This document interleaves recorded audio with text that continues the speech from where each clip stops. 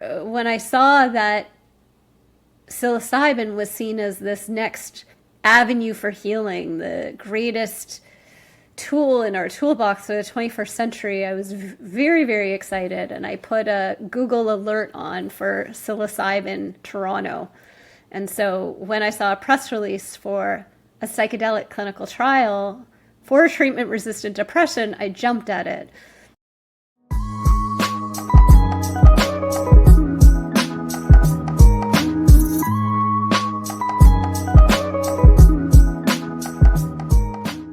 Welcome to the MAPS Canada podcast. Today we have Heather joining us. Heather is in her early 40s and lives in Toronto, Ontario. She's a passionate advocate for psychedelic safety and raising awareness of both the benefits and the potential harms of psychedelic-assisted psychotherapy. She was the first person in Canada to legally receive 3 doses of psilocybin in 2021-2022, and she is here to share her story of extended difficulties after her experience. Welcome, Heather. Thank you. Awesome. I'm really, really happy to have you on here, and want to just frame this as saying this is a very important conversation, and we're really happy to start the conversation here in this long form where we can have all the nuance of conversation that needs to happen with these important things. So tell us about your experience, starting with your background before the trials. Sure. So basically, I've suffered from treatment-resistant depression for most of my life.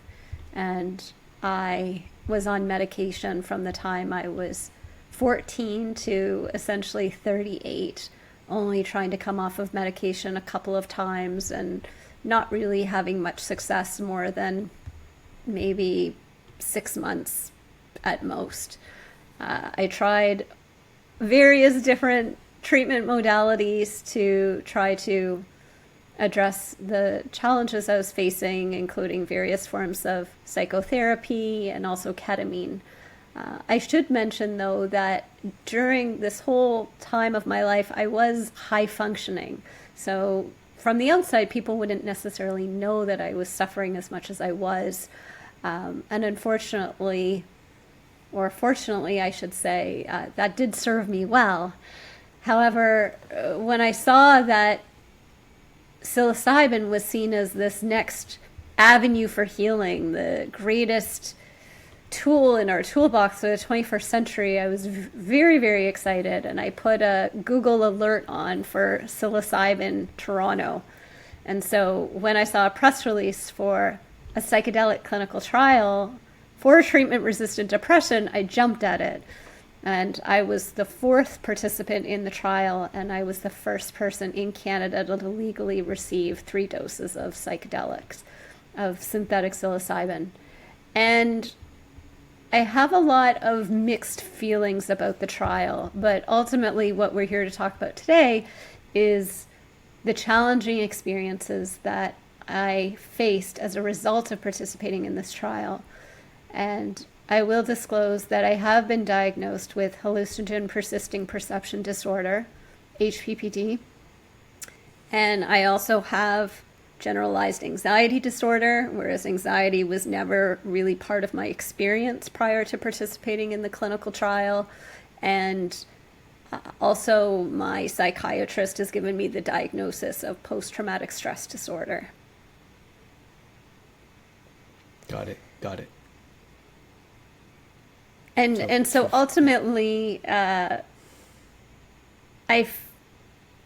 am starting to do advocacy work as someone who's passionate about psychedelic safety because of my experience in the trial, and also because of just the framing in the media around psychedelics as a tool for healing. And we can get into my experience and what that meant for what I did and the decisions I made, but ultimately I saw psychedelics as being key to my healing. And so even when I started to notice extreme difficulties, I pushed forward because I thought, this is the key. This is the tool that is going to get me to the other side. And looking back, I wish that someone had potentially sat me down and really given me an overview of the benefits and the harms, so I could have made a more informed decision. I'm also really, really passionate about clinical trial design and best practice, because I feel that my clinical trial was actually incredibly poorly run and poorly designed, and the team didn't necessarily consider some really crucial factors that could have potentially made a world of difference in my experience. Got it. And I'd love for you to flesh out for us what your experience was in the clinical trial, and especially when we talk about informed consent, you need to be informed of the harms and the benefits, and for it to be presented in a way that isn't like, oh, that's possible, but don't worry about it, to be realistic about what can happen. And so please let us know what your experience of being informed was like in the trial too. Sure. So to begin with, the clinical trial was done through the Brain and Cognition Discovery Foundation, which was essentially an arm of Braxia. And Braxia is a for-profit organization that also runs treatment centers for ketamine. And I was accepted into the clinical trial in October and told that I needed to wean off my antidepressants. And originally they wanted me to do this on my own or under the supervision of a family doctor. And I said, because I hadn't really been overly successful in the past, I really wanted supervision. So they did have a psychiatrist who worked with me to taper off my medication. And that was done in under 2 months. So I do, at the onset, question whether it is wise for someone to be tapered off medication so quickly when they've been on it for so long. And I even think that in subsequent clinical trials, it may not be necessary. I know that there are other studies showing that people can remain on SSRIs and do psychedelics without harm. So that's something to consider, and something that's unique to my experience, in that we can't separate what happened to me because I was taken off my medication from the psychedelic experience in and of itself. And so ultimately, I had a vision for what participating in a clinical trial would be like, and it was very different in actuality. So the clinical trial wasn't actually in Toronto, it was in Mississauga, and it was in a rundown strip plaza. And the room where the dosing session or trip happened was so narrow and so confined that essentially there was only room for a couch, which couldn't fit flush against the wall because there was a sink jutting out, and 2 lazy boy recliners and a small side table. That was it. No windows, no natural light, no plants, a couple of small pictures on the wall, but that was it. It was a very cramped space, and even going into it, I felt very disturbed by the arrangement of the room, especially because I had heard about set and setting and how it should be a beautiful, peaceful environment and whatnot. And I was also quite disturbed by the fact that with every dosing session, I was given a new treatment team. So this meant that prior to receiving the psilocybin, I had to introduce myself and I had to introduce my story to a brand new team every single time. It's like going in for a job interview, but having to recall your entire life and essentially your entire trauma history. And all of the teams were wearing N95 masks because it was the middle of COVID. And ultimately, I would say that particularly the first 2 sessions were very, very impactful. And that's why I continued on with the psychedelics, because I did have really, really impactful experiences on psilocybin. I had incredible realizations and insights, and I also saw larger themes in terms of the space-time continuum and seeing war and factors that underline that. And with every psychedelic experience, I would notice that my symptoms of depression would lessen, which is also really encouraging and why I decided to continue forward. But also, at the time, I noticed that my anxiety was increasing and increasing to the point that it was becoming debilitating. And I was experiencing a lot of stressors in my life at the time, but again, I thought psychedelics were the key to my healing. And at one point, the clinical trial team gave me clonazepam to stay in the trial. So I was destabilizing to such an extent that they gave me benzos, which are highly addictive, to remain in the trial. And I really think, looking back at that point, I probably should have just been discharged, put back on my antidepressants, and been able to resume my life. And so after the third dose, I did not feel comfortable with the clinical trial team in the third dose. I didn't find that they had the same sense of empathy or kindness that the others did. They didn't have the same sort of presence. But more than that, where the other teams had prioritized touch and said, how would you like touch? What does that look like for you?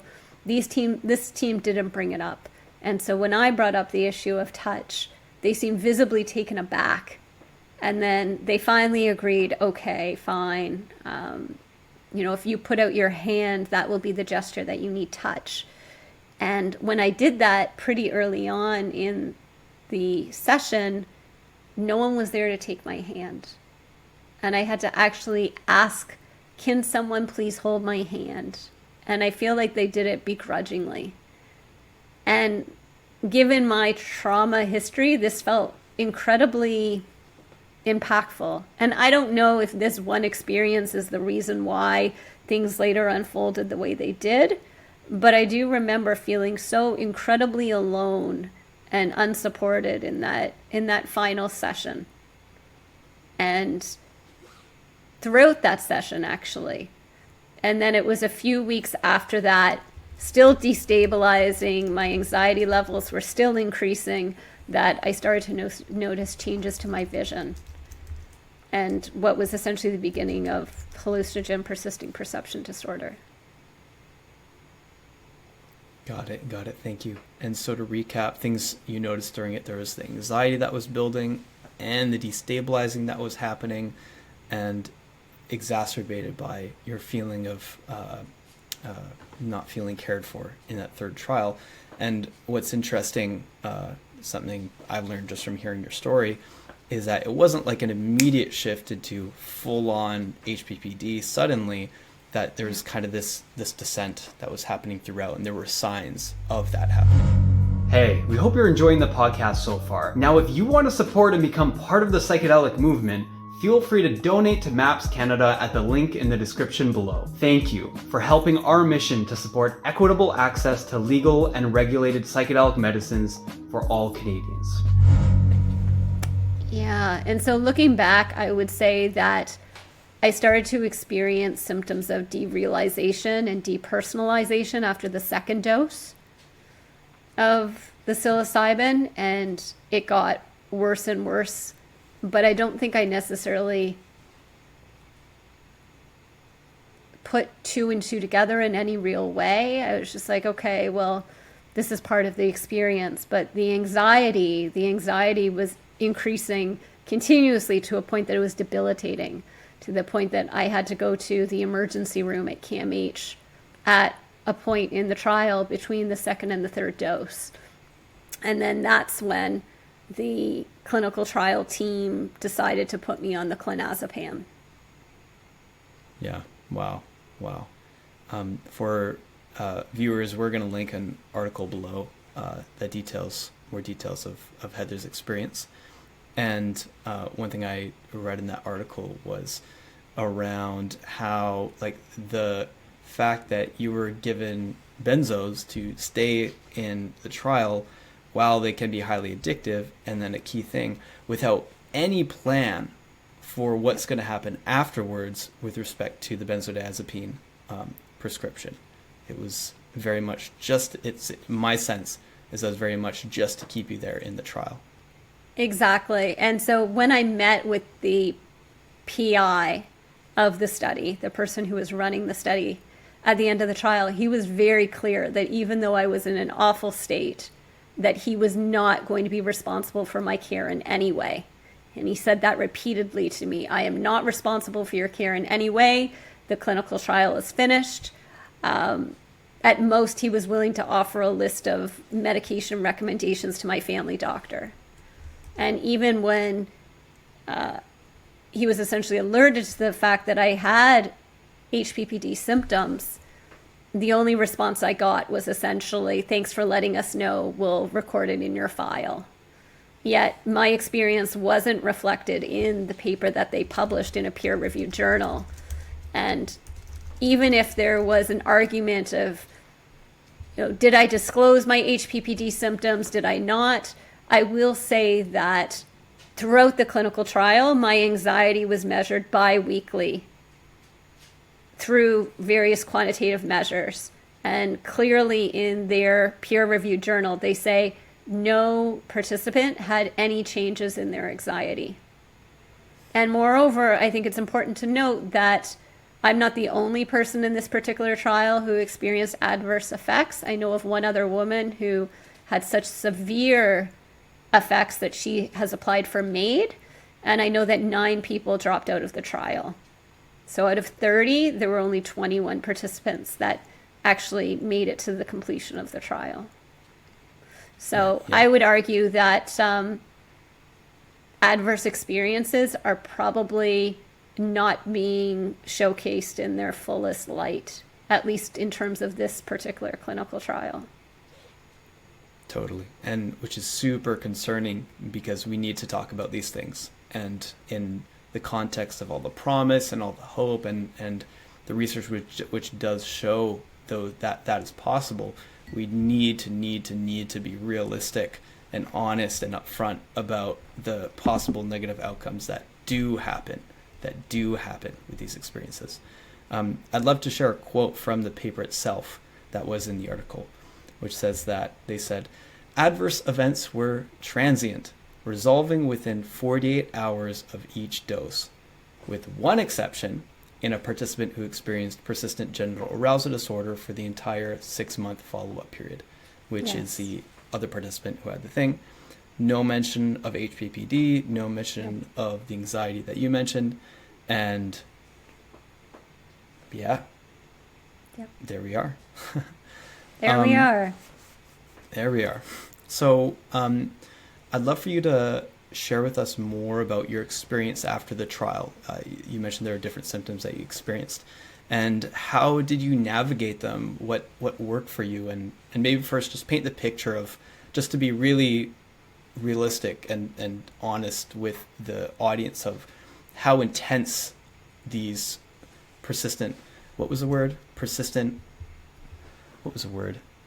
extended difficulties, what can that look like? Yes. So I mentioned earlier that I was incredibly high functioning, even while experiencing treatment-resistant depression. I'd say that as a result of using psychedelics, my life fell apart. My life fell apart in a way that I'm still rebuilding it 2 years later. And so after the clinical trial, I was experiencing severe derealization, depersonalization, severe anxiety, but I was still committed to the idea that psychedelics were key for my healing, because I had experienced insights and even unconditional love while doing psychedelics. And so the clinical trial team actually told me, we can give you more psychedelics through the special access program, but it's going to cost you at least $5,000 to $7,000. So there wasn't ever a conversation around, Heather, you need to slow down, you need to integrate your experience, you need to go back on medication. There wasn't any conversation around that. So in my mind, given the narrative in the media around psychedelics as being key to improving mental health, given some of my experiences with tremendous insights. Even though I was destabilizing, clearly destabilizing over several months, I still thought psychedelics were key to my healing, but I didn't have $7,000 to pay to continue this process. And I didn't like the structure of the way the clinical trial had run with these teams who, we were in these tiny little rooms. They were wearing masks. I felt like they were more there to just supervise me as opposed to help me. And so I sought out more psychedelics. I mean, it's probably one of the biggest regrets of my life, I have to say. But I found a therapist who, we had established a relationship online, had conversations over several months, and she was willing to be a trip sitter. And so even though she hadn't done formal training in psychedelics at that point, I decided that she would be a good person to do this with. And so I did 3 grams of mushrooms, again, in a supported setting. So she was a therapist. She did have training in that regard. And after that, my visual symptoms and my derealization got so much worse. And so suddenly, instead of just the sky sparkling and patterns making me nauseous, I had static over my vision all of the time. I couldn't absorb words on a page. I had severe cognitive impairment, severe binocular vision dysfunction. Trying to read, it was like words were wavy and moving all of the time. Severe anxiety, severe panic attacks, physical manifestations of anxiety. I would be sobbing all of the time and just like unable to function. I couldn't work. I almost lost my marriage. I lost friendships.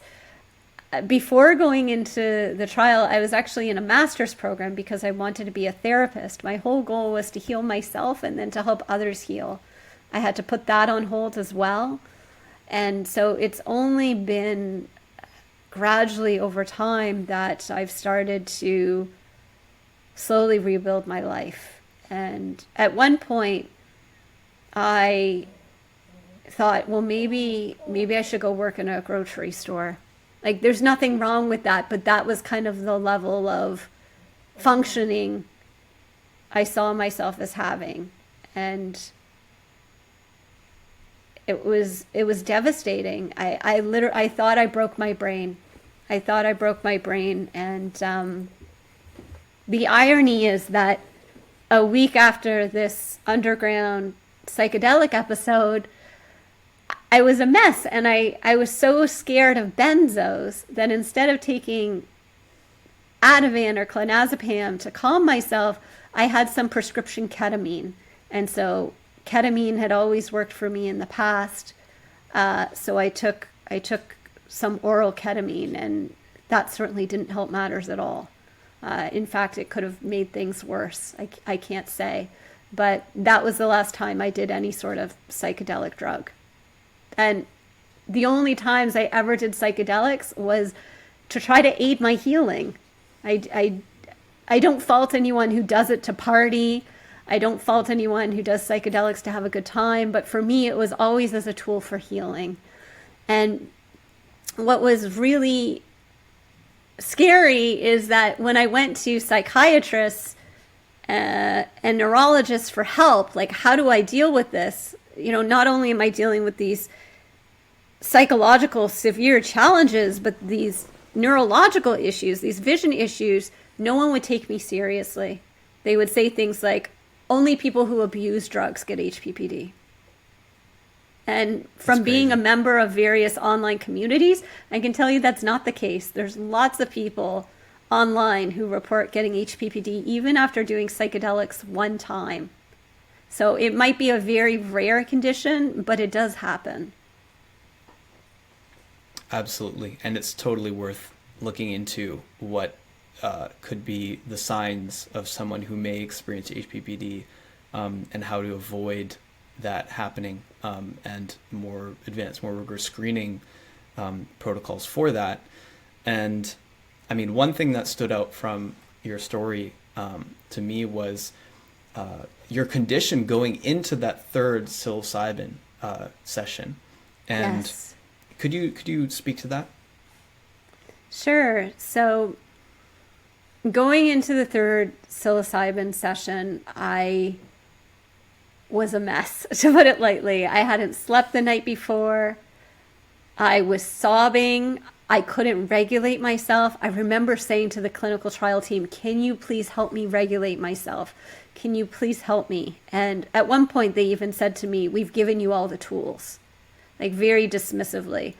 And I even remember the clinical trial coordinator saying to me, don't worry, you'll feel better afterwards, which is a complete violation of best practice around clinical trials. You're never supposed to influence participants in telling them how they will feel or how they should feel, but that's beside the fact.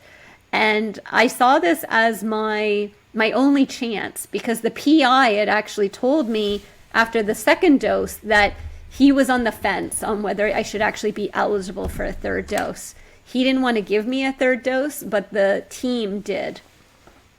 And so I thought to myself, well, I don't feel good. I don't feel like they're capable of supporting me, but this is my one shot. And so that's why I went forward with doing the psychedelics that day.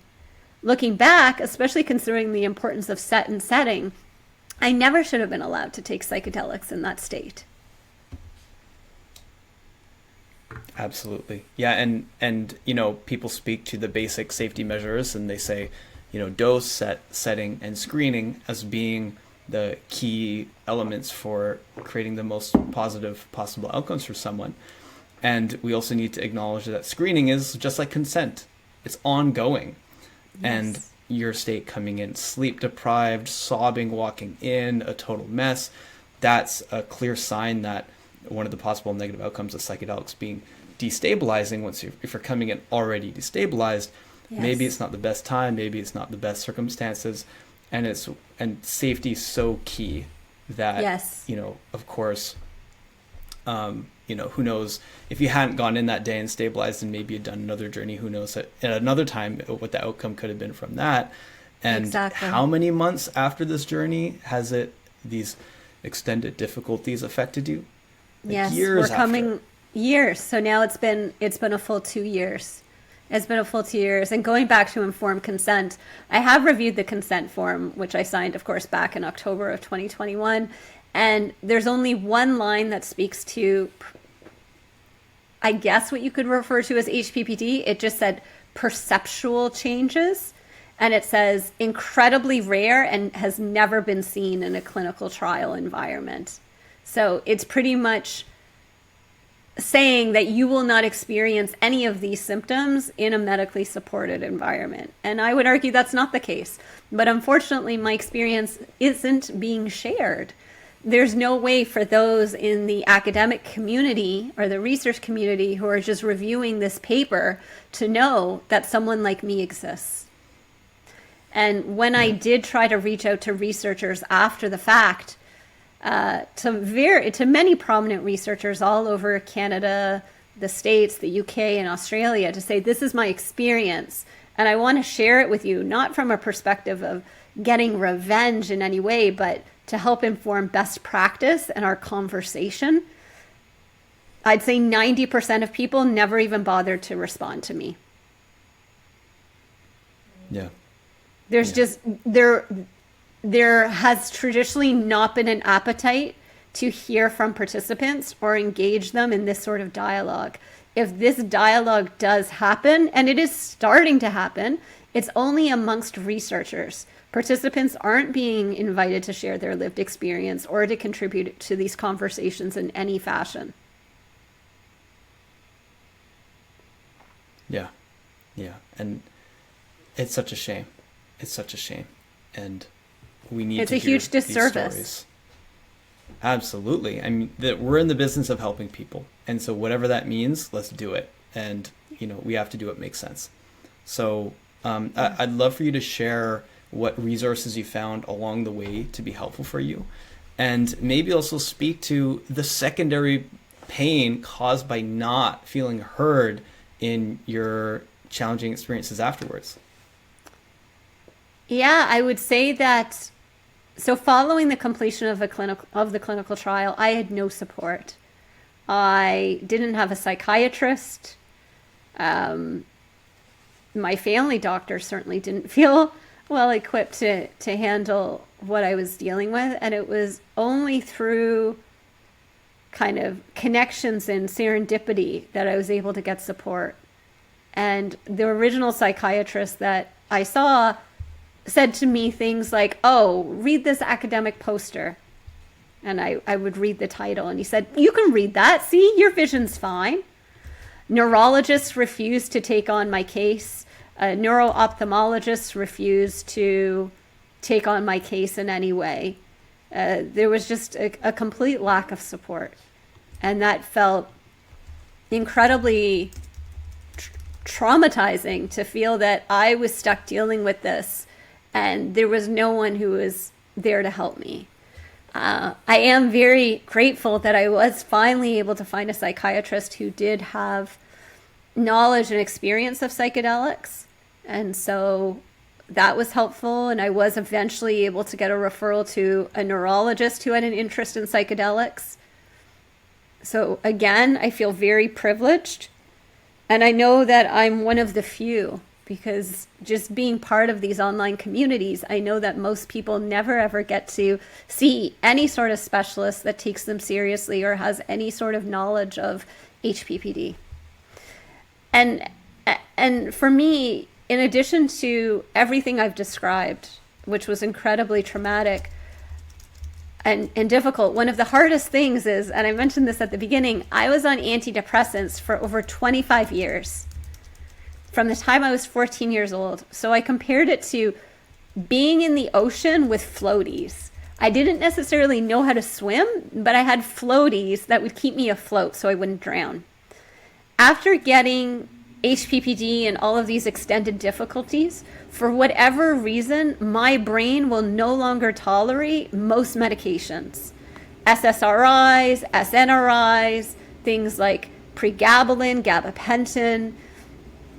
For whatever reason, I'd have extreme side effects. And this, I'm learning, is not uncommon for people who have HPPD. You know, whether it's dysfunctions with glutamate or serotonin, we don't know exactly kind of the neurochemical underpinnings. But suddenly I was in a situation where I couldn't even rely on the tools that I had used for my entire life. So I compared it to being in the ocean again without my floaties, not knowing how to swim, and suddenly the waves are crashing over me.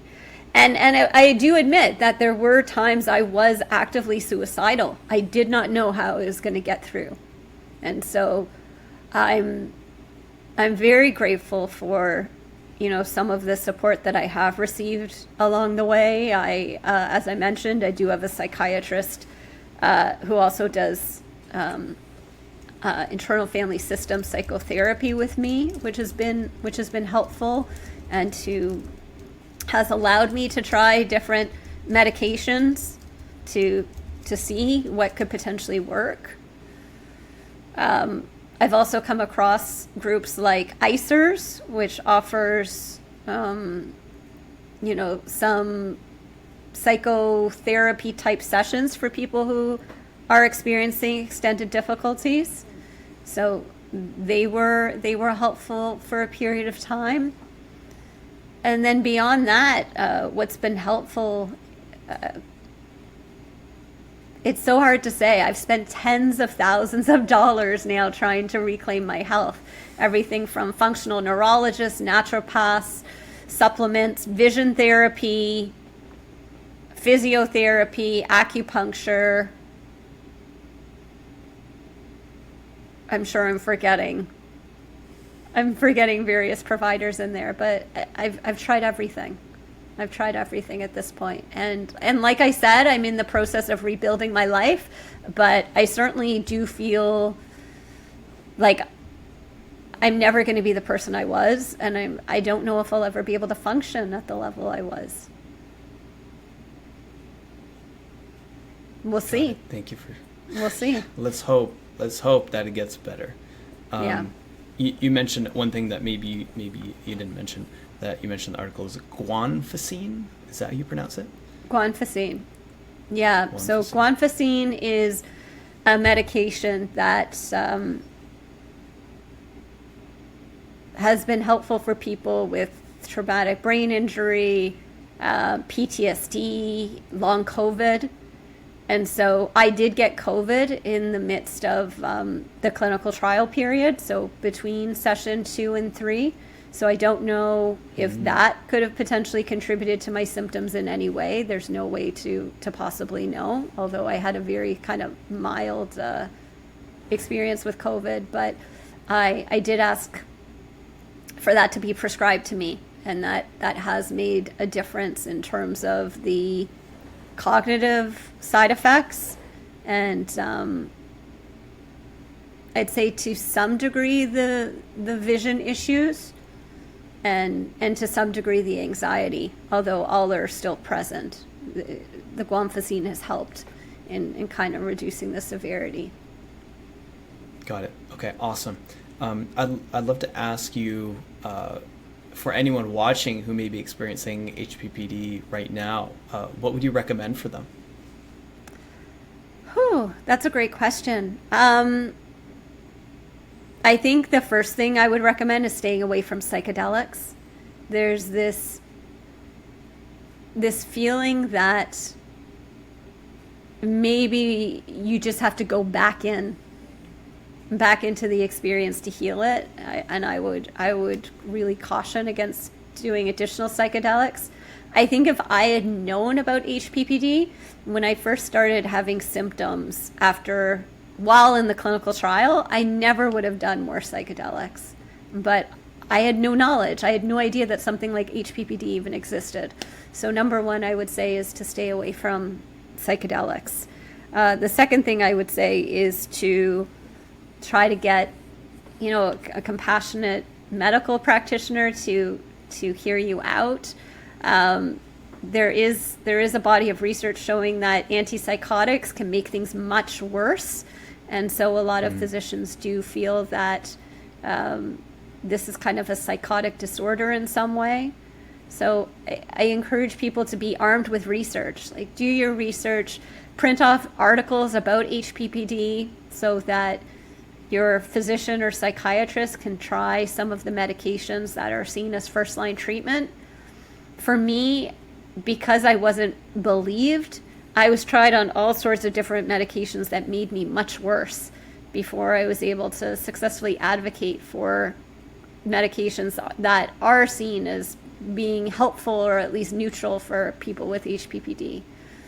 From there, I'd say do your best to ground yourself and try to tackle the anxiety that often comes with HPPD. HPPD is seen purely sort of as a vision issue, but I'd argue it's so much more than that, and it's often has comorbidities with anxiety, derealization, depersonalization, and depression. So really trying to get your mental health under control is really, really important, and ensuring that you have a good care team around you. And then I would say for a lot of people, it does get better. So I don't remember what the stats are, but for a lot of people, this does go away. I don't know if I'm going to be one of the unlucky few where this is kind of a lifelong issue for me, but I still hold out hope that I'll continue to see improvements and I'll continue to get better. So I think it's important for people to know that if they do have symptoms of HPPD, there's a good chance that they will eventually go away. So those would probably be my top recommendations. I know that there's people out there who have committed suicide as a result of HPPD. There's people whose lives have been just flipped upside down, and I know that traditionally HPPD is more likely to affect young people. So I think it's really important that we have awareness around HPPD and that there's support systems in place for people who do get it. Got it. Yeah, totally heartbreaking and needs to be addressed and talked about more in the community. And something else I'd love for you to add on to what you're sharing with the resources and finding compassionate medical care and having to take a lead yourself because, people might not be educated on what can make it worse. That actually is surprising to me just from my intuition of just what I've learned. I'm not a medical doctor. My first guess would have been that antipsychotics might improve it. The entropic brain model, that high entropy states of the brain is the state that psychedelics can bring you into. And if you're already in a high entropy state and being diagnosed with schizophrenia, psychedelics isn't appropriate because it can make the symptoms worse. You think that antipsychotics, which reduce entropy, would help, but it's really valuable for people to know that that's not the case, as you share here. This is what the literature is showing, but a lot of the literature to date is anecdotal.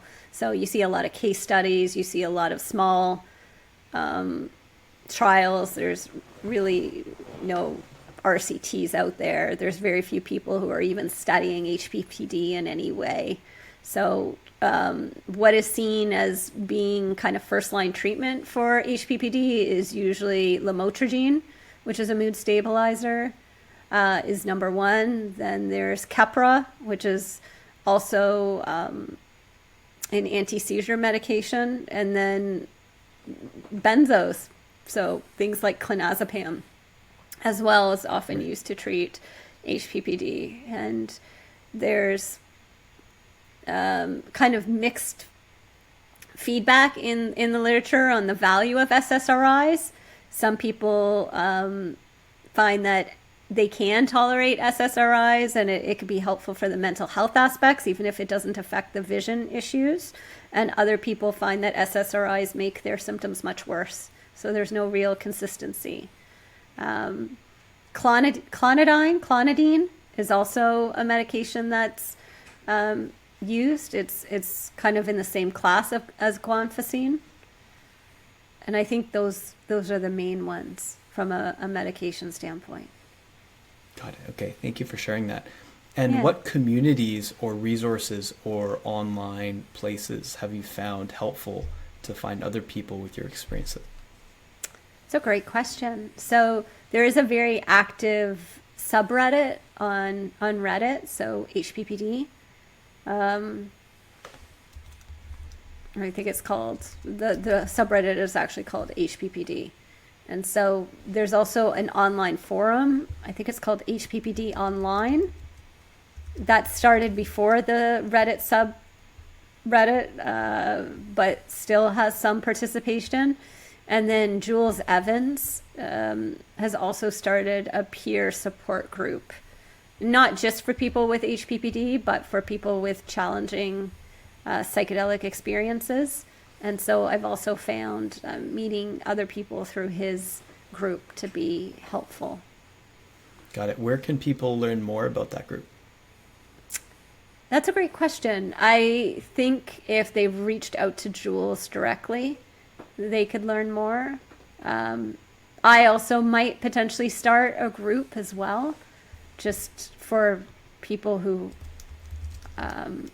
don't necessarily feel that they've gotten the support that they need in other venues. So that's in the works. Got it. Okay. Amazing. Yeah. Okay, cool. And that's the same Jules Evans that wrote the article. Yes. So that linked below, viewers can check out that Jules Evans there. Exactly. Okay. Amazing. So big, broad, open question.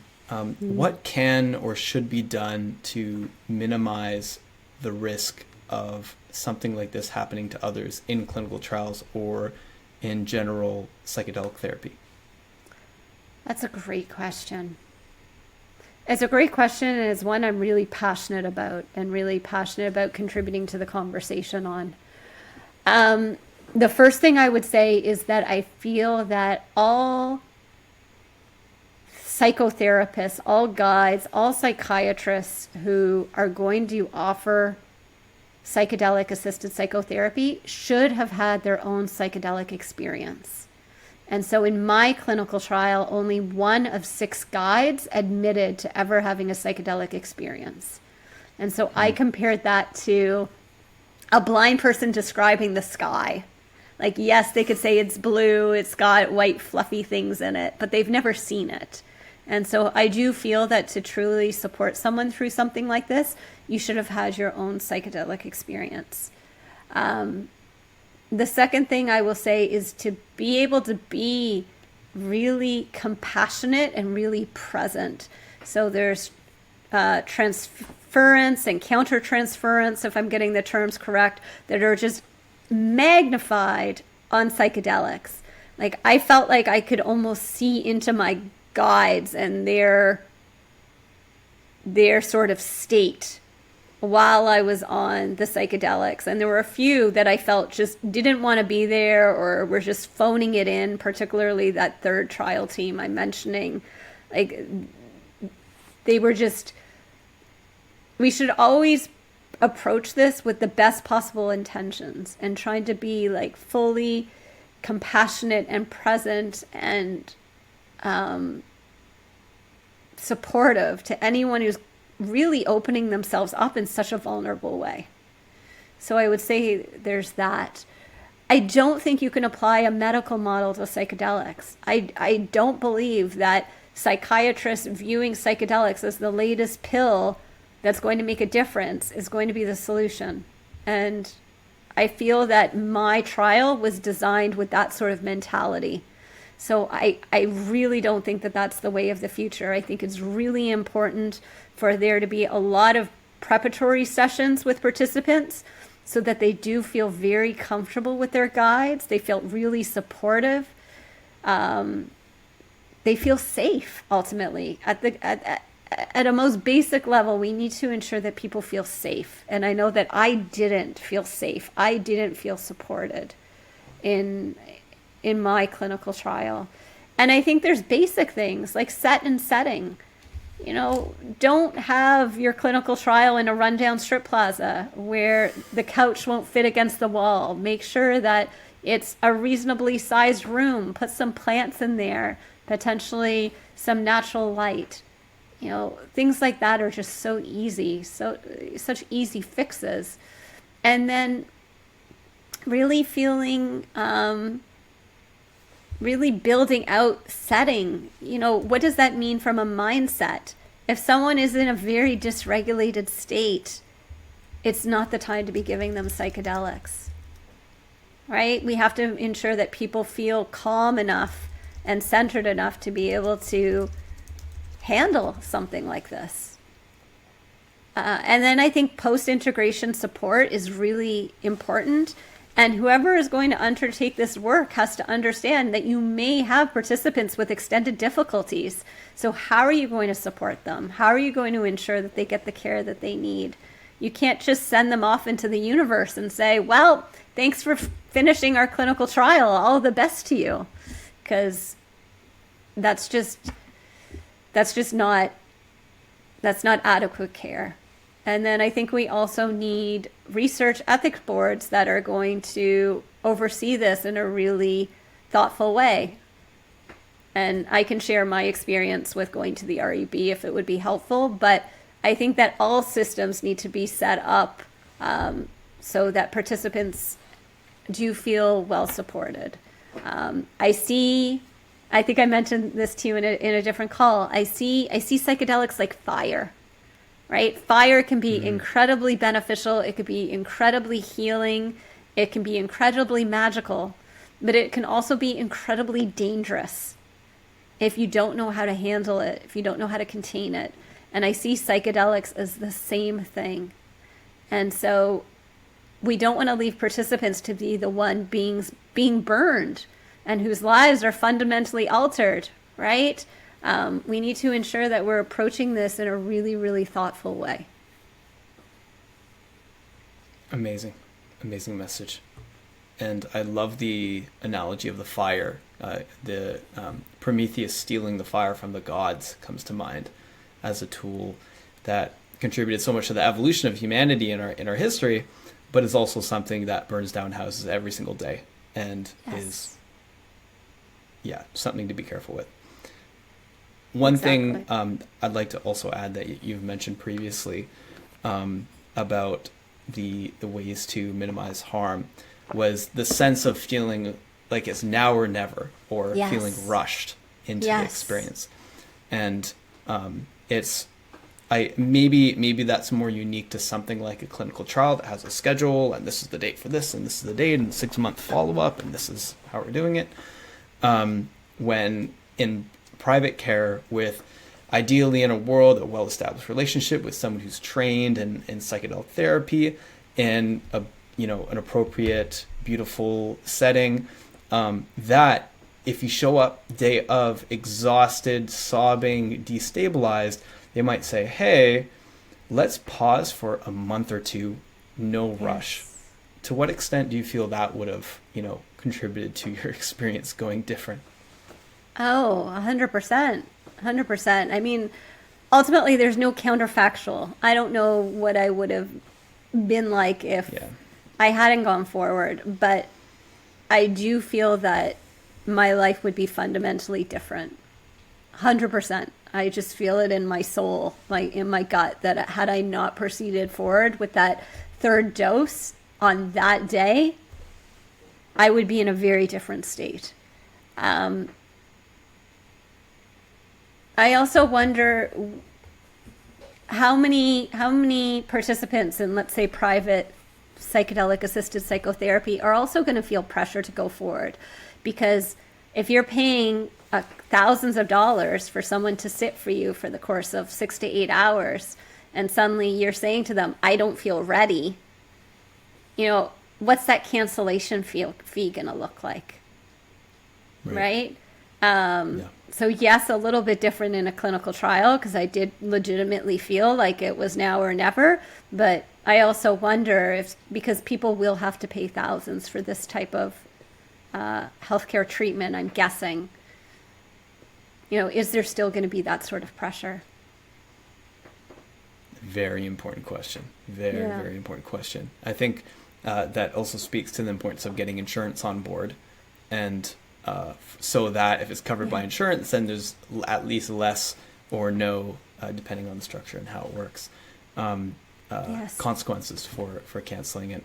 It's funny, the invisible massive jumps in and underreported jumps in the psychedelic movement behind the scenes included MAPS successfully, I believe MAPS and another organization successfully petitioning for a new insurance code category for like a 6-hour, 8-hour session. So instead of doing like 6 1-hour therapy sessions in a row, now there's a new one that is suitable for psychedelic therapy. It's kind of that's like the behind the scenes invisible stuff that happens that doesn't get news articles, but that is really key, because that opens the door for the possibility of having insurance cover this, which opens up the possibility of it not being thousands and thousands of dollars for people where that's a lot of money for them, and where they could experience that pressure. Even just the pressure of wanting to get the most out of it can make someone less present and like tense, and 100%. affect the mindset coming into the experience too. Exactly. Because I was told that if I wanted more psychedelics through CRTCE/Braxia, it would be paying for 2 guides at $200 to $200 an hour. And then you're looking at 6 to 8 hours, plus you're looking at a 1 hour at least of a pre-dosing get to know you session, and then at least 2 hours of integration work. So that's at a minimum. So, add it up very quickly. The only other thing I'll say about my experience with the Brain and Cognition Discovery Foundation team /Braxia is that I turned to them in a really, really distressing state and asked for some integration therapy, and asked particularly for one guide who I really connected with. And so the going rate for a registered psychotherapist in the Toronto area is around $165 an hour. And they charged me, first of all, to be able to have a session with this person. And moreover than that, I believe they charged me either $225 or $250 for the hour.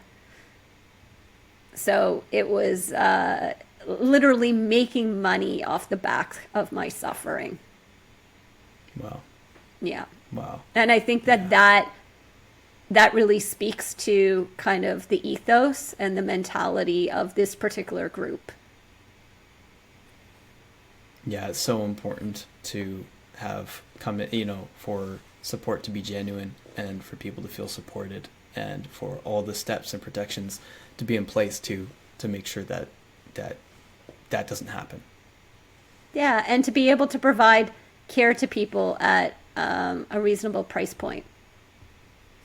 Absolutely. Yeah, we speak a lot about and emphasize a lot in MAPS Canada about the balance that has to happen between safety and access. Yes. Access could be easy. Mail mushrooms to every doorstep in Canada, right? Mm-hmm. Hypothetically, MAPS Canada that's not what we're doing.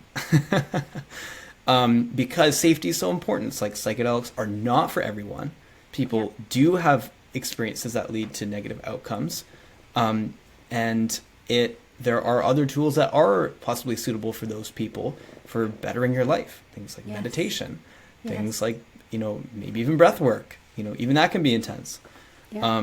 And that it's easy in our effort to get behind one thing to really emphasize that one thing, but it needs to be taken in the full context of its benefits, its drawbacks, its risks, and to balance that safety with access is there's no easy answer. It's going to be a balance between them, and what that looks like is the right question. Yeah, 100%. 100%. Awesome. Is there anything else you'd like to share with anyone? So the audience of our podcast is very broad. It could be regulators, people in the psychedelic space, researchers themselves. It could be psychotherapists doing private practice. It could be, casual, people who've just read headlines and just clicked to get interest. Or it could also be in this episode, people with HPPD right now. What would you like to say to the people listening? That's a great question. I will say that I feel very proud that I've been able to do some advocacy work, and now Health Canada has put out new guidelines so that anyone participating in a clinical trial will have the same team throughout. I think that's really important, particularly around being able to ensure that people feel safe and feel supported. To researchers and academics and regulators, I think including people with lived experience is really, really important for the next phase and to be able to determine what best practice looks like. After my clinical trial, I sent a whole document to my clinical trial team around what I saw best practice to look like. Even little things like the teams introducing themselves by their first and their last names, not Dr. So-and-so. Like, we don't want a hierarchical relationship here. It should be, equal, well-meaning individuals coming to support on this experience, things like that. And so I do think voices like mine need to be included. And so I am available. Anybody can reach out to me at heather.psychedelic.safety@gmail.com. I'm always happy to have a conversation. And to people who are suffering from adverse effects, know that you're not alone. There are groups out there, there are individuals out there who can help and provide a supportive ear. And HPPD is, of course, just one of the things that unfortunately can happen. I think we don't even know all of the potential adverse effects because it's just such a new area of research. But just know that you're not alone. There are support systems out there. There are groups out there, and to just take care of yourself. Beautiful, beautiful. Well, Heather, thank you so much for coming on the podcast and sharing your story and being courageous in coming forward and being willing to have an extended conversation about your experiences. And I think we're going to be taking more, we have it in mind to talk about harm reduction and to speak to the conversations that need to happen in the space, and balancing safety and access, and being realistic about psychedelics, and looking at it as it is. So thank you so much. Thank you for having me. I'm David Bronner, Cosmic Engagement Officer at Dr. Bronner's, board member of MAPS. Subscribe to MAPS Canada. Bam!